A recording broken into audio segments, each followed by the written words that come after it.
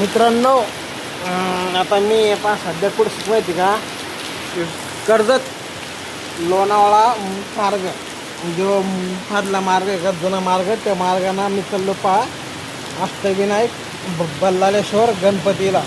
तर आता सध्या ना इतका पाऊस चालू आहे मरणाचा, इतका मरणाचा पाऊस चालू आहे की समोरचं आहे ना काही दिसत नाही, झिरो दिसतं, एकदम झिरो, समोरचं काही दिसत नाही.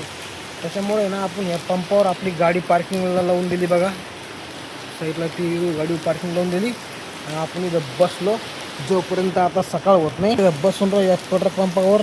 काय माहिती का, रिस्क घेण्यामध्ये काही फायदा नाही भैया, कारण की ना रस्ता पण पूर्ण घाट रस्ता आहे आणि त्याच्यामुळे ना थोडं शांत बसलेलं इथं, पण गाडी चालवायला पुरत नाही भैया. पार्टीला म्हणलं भाऊ गाडी काही समोरचं काही दिसत नाही मला आणि मी काही गाडी चालवू शकत नाही.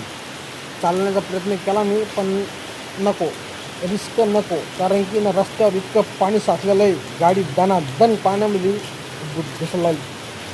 त्याच्यामुळे रिस्क नको भैया. त्याच्यामुळे आपण डायरेक्ट गाडी पंपावर साईडला लावून दिली.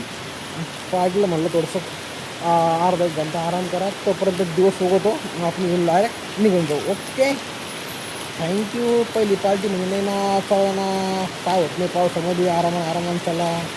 तर मित्रांनो, असं गडबड कधी करणार तर बाबा, साईडला लावून द्या, पार्टी द्या म्हणून ते म्हणून पार्टी काय शा देईन अर्धा घंटा, पण रिस्क नको. असं पावसामध्ये तुम्ही रिस्क घ्यायला नको का, ध्यानात ठेवा.